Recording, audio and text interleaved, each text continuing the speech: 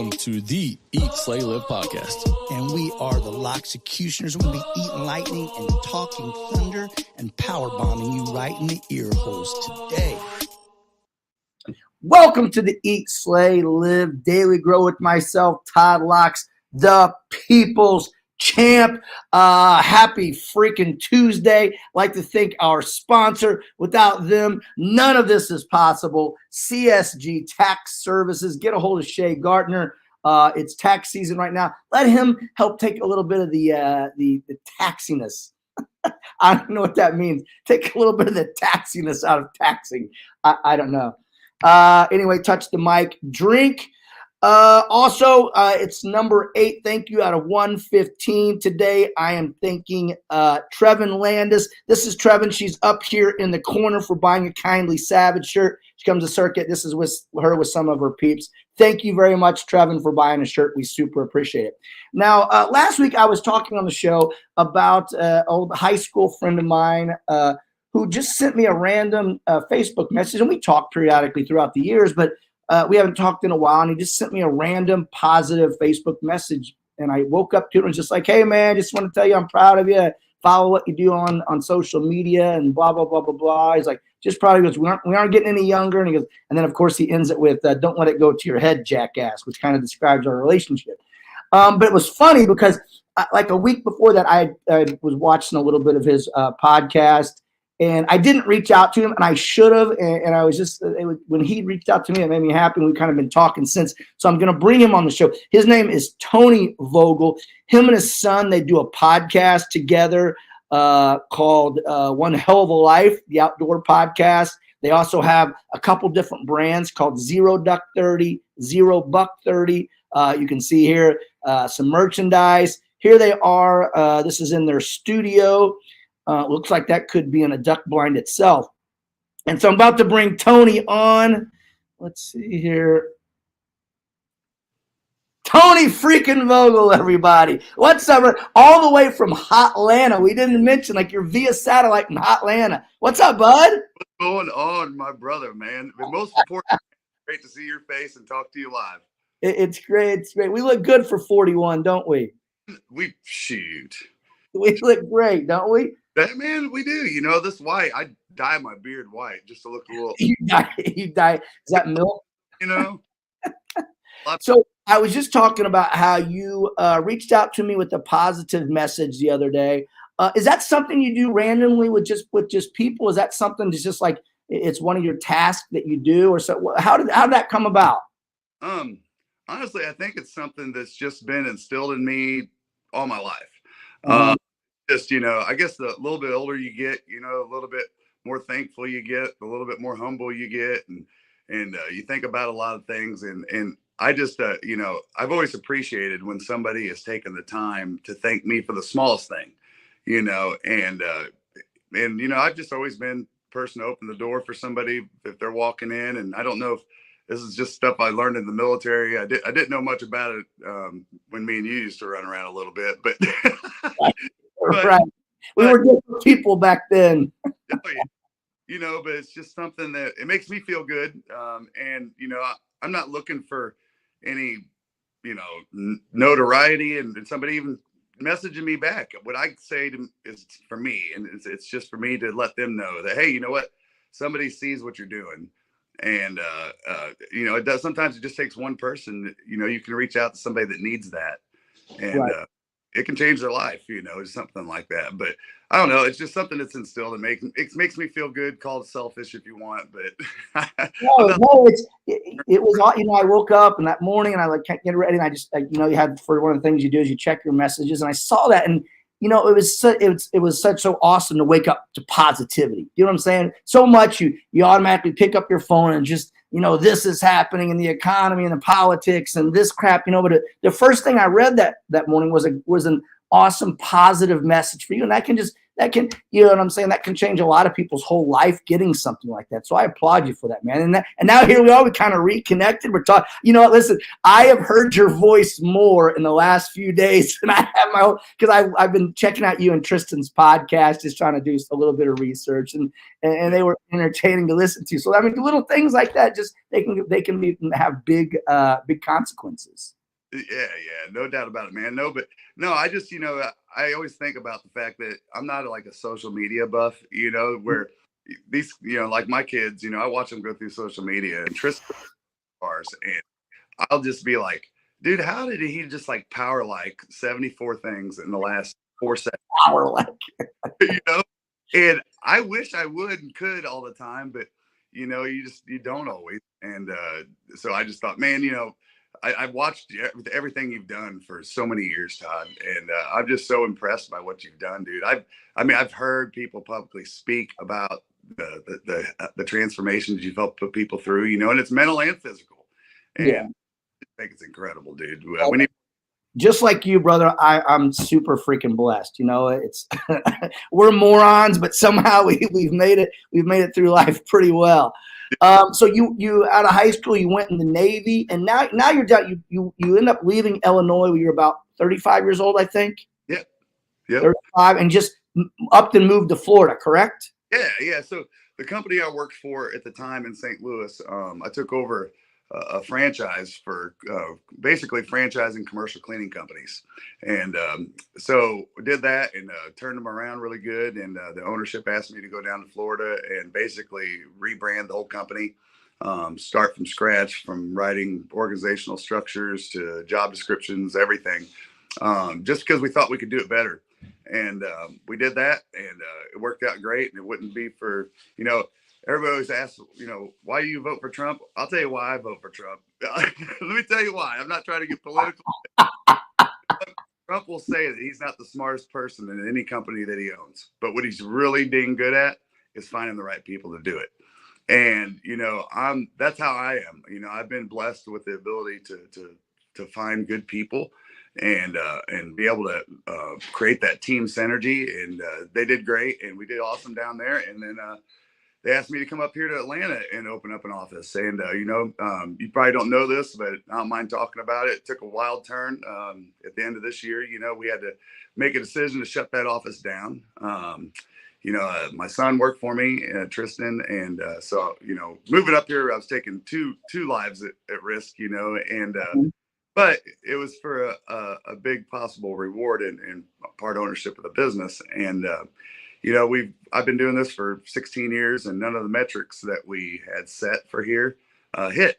We think there's still some pre-COVID rates going on. I mean, we're not sure if there's a lot of non-I-9 companies doing commercial cleaning. Yeah. Anyway, the business failed, and that was a big. It's probably one of the first things that I've had to deal with in a long time as far as failure. And I didn't want to try to just jump into this whole thing tonight, but I think this morning, but I think it speaks a positive message. And that is, here we were, and riding the wave, man, and been rocking and rolling. And, and Tristan too, he was my number one salesperson. And we come up here and work harder than I probably have since I was in the military. And it just didn't work. And sometimes businesses do fail. So anyway, long story short, Tristan's gotten into a much better job, and he's super excited. And I'm close with a couple companies and right now, and I'm really excited about the new venture. And, I've just the message I want to get out is that when you get knocked down, even when you don't feel like it, look yourself in the mirror and say, I'm making it today. You know what I mean? Because you don't know, even though you don't believe what you're saying to yourself in that mirror, your ears hear it and your brain manifesting it.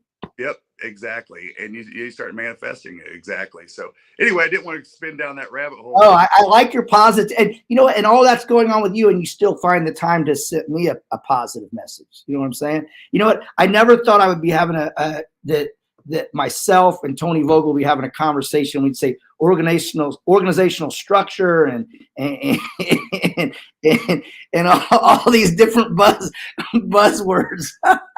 Well, and one thing you touched on during that I wanted to say is you were talking about like people, you like said, I'm not the smartest one in the company like Donald Trump, but you surround yourself. I read a quote the other day and it says, your network is your net worth. Your network is your net worth. Well, it's in that case, you can take that in so many ways. If you have a great network, then you're going to be worth a lot of money. Or you can take it as if you have a lot of great people around you. It doesn't take your net worth is actually not money. It's just you surround yourself with great people. So I love that quote and how you kind of touched on it. Yeah, man. But yeah, man. No, me and Tristan, we got this podcast started. We basically started the brand Zero Duck 30 several years ago.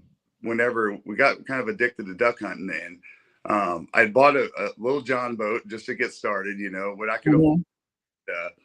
I said, well, I'm a Navy guy, so I'm like, I can't have a boat without a name, right? So even though it was a little junker, we called it Zero Duck 30 from a little junker. but I know about junky John boats, believe me. Well, we got that, and put a sticker on it, and then I was like, well, let's have Zero Buck 30 too, because we bow hunt deer and stuff and everything. So we started that, but the whole purpose of it was to help teach younger people, especially, or people that's trying to get into the hunting and fishing, the reality of hunting. Because what's happened is that TV's gotten so commercialized, the hunting industry, and now everybody thinks that, like, if I'm a young person and I'm trying to get into the sport, well, I have to shoot a giant buck, or I have to shoot a limit of ducks, or whatever that is. And if that's all you see on TV, these younger people, they need that immediate satisfaction, man. Well, that's like everything on social media, though. It just shows the best of everything. It doesn't show you when you go out there hunting. You don't get, like, you always see the picture of them holding up their trophy. You never see like the days when they just sit out there and freeze their nuts off and don't get anything, right? Exactly. Well, I just kept seeing so many younger people just, selling thousands of dollars worth of hunting stuff all the time. Well, and then on top of that, the hunting industry has declined a ton because of our parents, the baby boomers. They can't hunt anymore, or they're passing on, and that's a big hit to the industry. And so we're missing all those people that I would call ambassadors of the sport, to teach these young people the right ways, the unwritten rules. When you're walking on a farmer's property, you pick up trash, even if it's not yours, those types of things, shut gates behind you. You never drive in a field, all these things that a lot of these kids don't have anybody to teach them this stuff.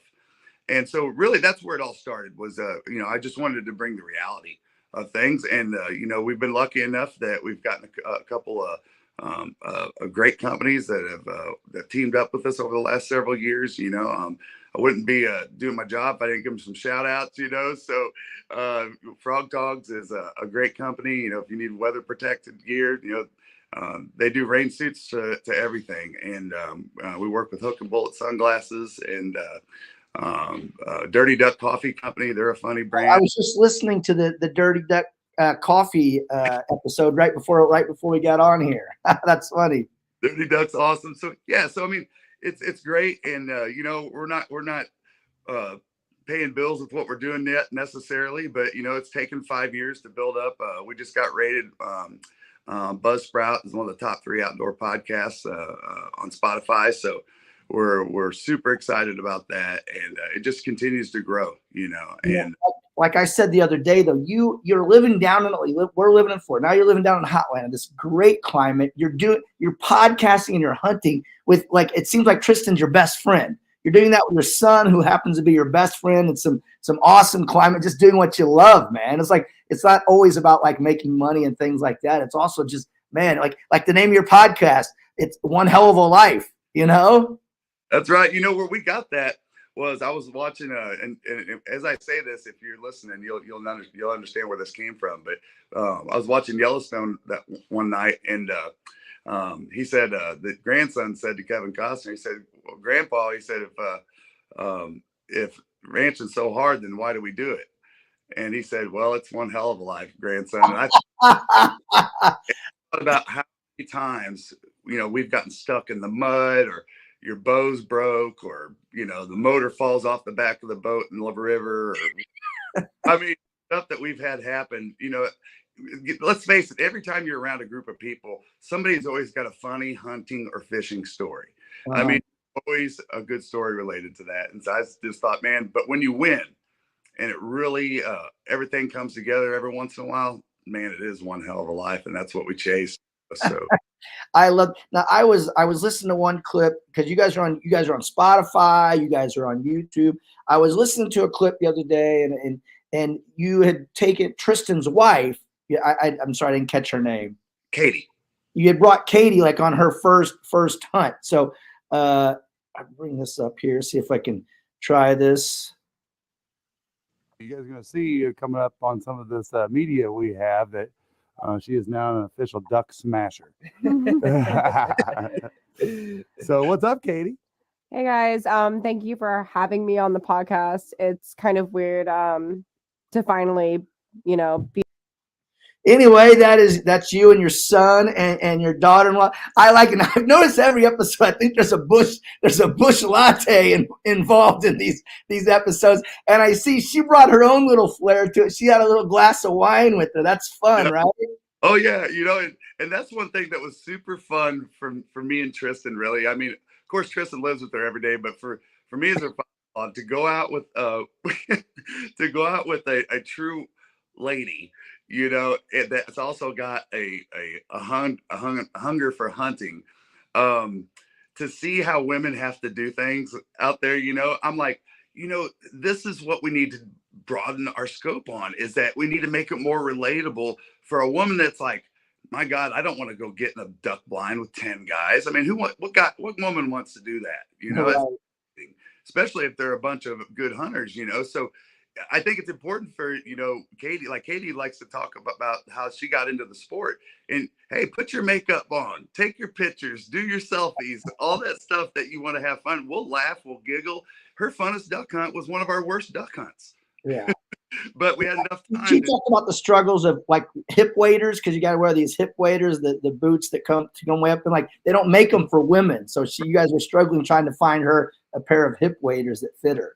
Oh yeah. They make the most of them by men's sizes, so we had to go into the youth sizes, and then she had to up them because she said, they just didn't fit her right and stuff. So yeah, that's also like just a struggle in itself, just getting the gear, together and stuff. So, I'm super excited about, with my mom's background, as a lot of my mom. I heard that your mom, she was a big avid hunter herself, right? Like a deer hunter. Yeah, she actually she set a world record in 1990, year we graduated high school. She was 2000. she was on the front page of Buckmasters magazine as America's best lady bow hunter, and really? Set a world record that nobody had ever set before. And that's what really got me ingrained into hunting, was, just being around my mom doing that all the time, so I just love sharing the sport, especially for women and young people. And most importantly, the biggest thing is connected to all of that. And it's something that we can all be a part of is, if we don't protect our resources that we have, and I'm talking about the parks you go to, just to go ride your bike or go take a hike. I know you like to go hiking a lot and stuff, Todd. Yeah, I like it. I like it.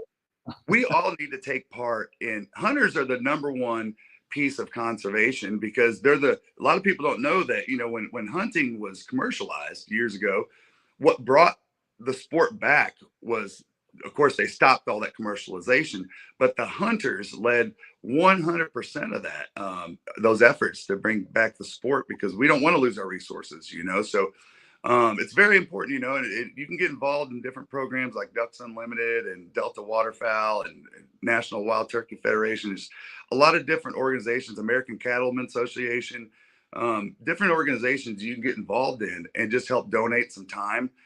You can either just go help clean up the park, or, I know women that are part of ladies groups that dive every year to remove trash out of the ocean. I mean, just there's a lot of cool things you can do for conservation. So I could not talk today without mentioning that, because I think it's so important. Just look around, look at all the resources that are just. I mean, look what it's done in Little Bethalto over the last 20 years. I mean, it's Right. great. People look at hunters as just like that they hate animals and they're just killers. But Mhm. it's the opposite. You talk about people that are, and I'm not bashing vegans or No. vegetarians, do whatever moves you to do. But like hunters care more about the land and the animals and the, even the ones they harvest more than any vegan or vegetarian ever will. Oh yeah, dude. I mean, we 100% of what we kill, and and I don't even really call it even killing anymore. It's more harvesting to me, but different than if I was going to grow a garden in my backyard. I'm eating 100% clean red meat. I know where it came from. I mean, it's fresh, and there's just a stereotypical, this misperception that wild game tastes gamey. And that's true if you take it to a processor.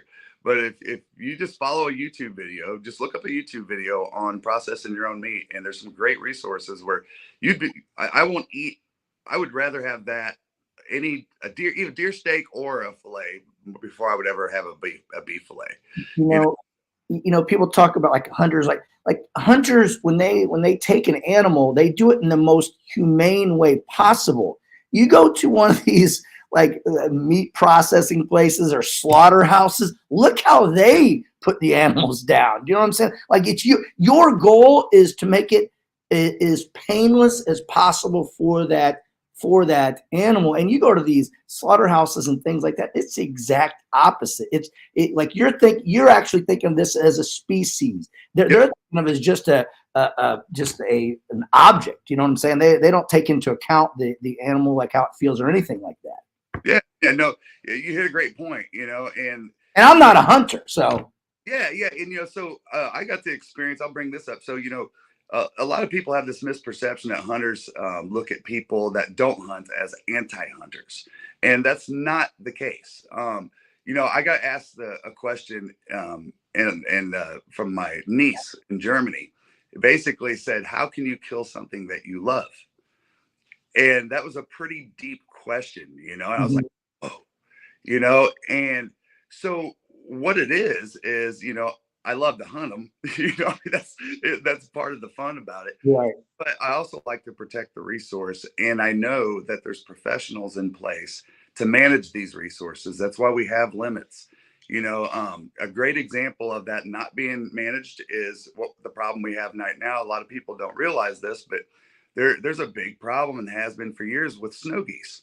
The snow geese population has gotten so out of control that the federal, well, I think it's in conjunction with state, but basically the feds are involved too.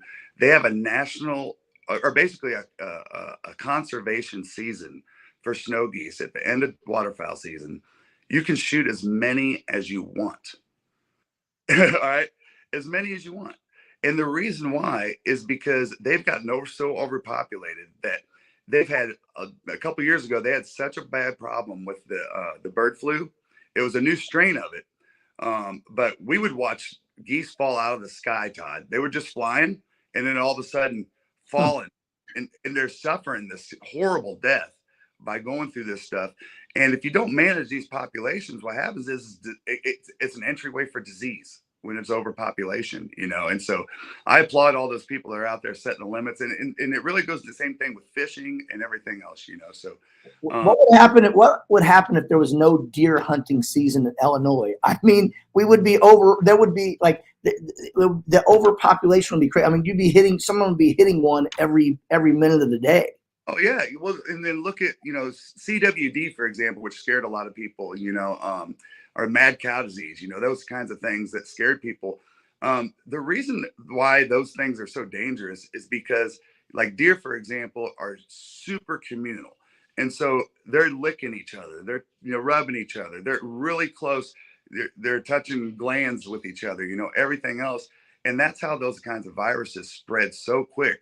and if we didn't do anything about it, I mean, shoot, I remember my stepdad telling me back in the 50s where you couldn't even deer hunt in the state of Illinois. You wouldn't even see a deer in the state of Illinois because that resource got mismanaged, from years prior with commercial stuff. But no, that's the reason why we have these limits in place. And what's just freaking me out is is watching all these resources fall away. It's just silently happening while we sit here and just watch it happen. And then there's going to be an oh shit moment, when everybody, man, some of that stuff that you watch on the movie or the series Yellowstone, that's real life stuff. I mean, I've seen farmers lose their farms from state agencies even. So, but no, we got to protect those resources. And that's probably the biggest message to get out of today is just, treat people great, pay it forward, and then also help with conservation wherever you can, man, because our families, like my son's family stuff, that their kids aren't going to have these resources if we don't protect them. 100%. So what's the goal? Where is Zero Dark 30? Zero Duck 30 and One Hell of a Life podcast. What are your goals for that? So we're going into our 6th season filming for Zero Duck 30. It's been a great journey. We started off with the GoPros and phones and doing that, and of course we've lost several of them in the mud and the water and. And but no, now we've upgraded, especially with some of our partners. Now we've got some commitments, deliverables to them that we work to do to help promote their brands. And so we invested in a new Canon camera last year, and basically we brought all of our stuff in house. Tristan's does 100% of our editing, which I figured that as long as it took me to get on this stream, I knew that you weren't doing any of the technological stuff. No, he's I'll tell you what, man, that's his. Everybody has a gift of something, and that kid is, man, he's good at it.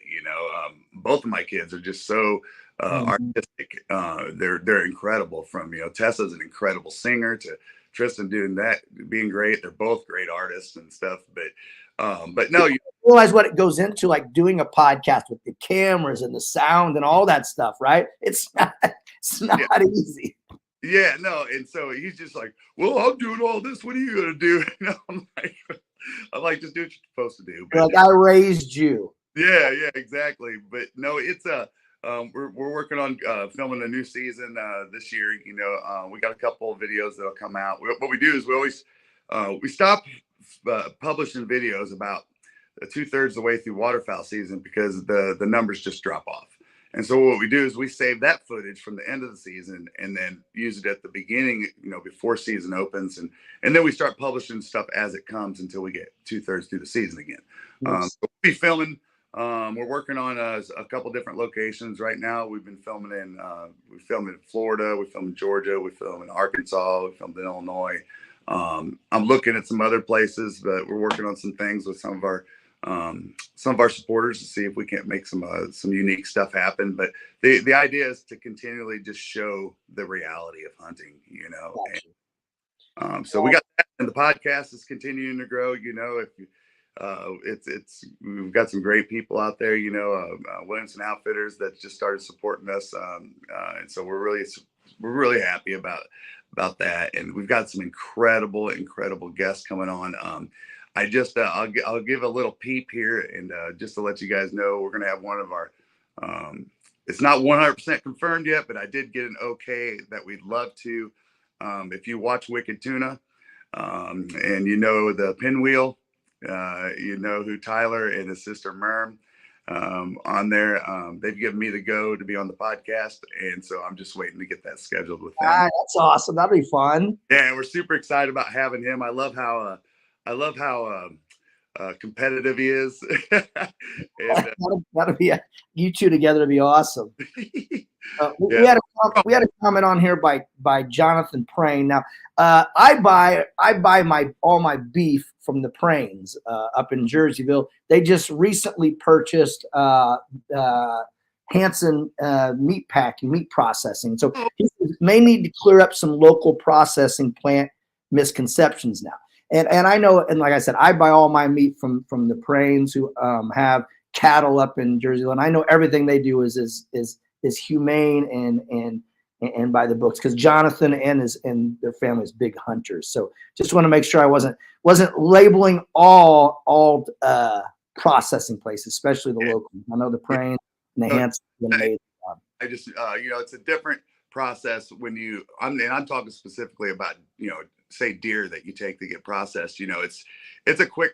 I mean, it's not a thorough process. I'm not giving any shade to any of the meat processors out there. There's a lot of people who love to do it that way. I love taking my getting salami made, or the beef sticks and stuff like that, but my fine cuts I'll leave to myself. But they do great with just getting your stuff turned into processed meat, but it's still going to be nice, clean, a clean process. You just got to use the right processor.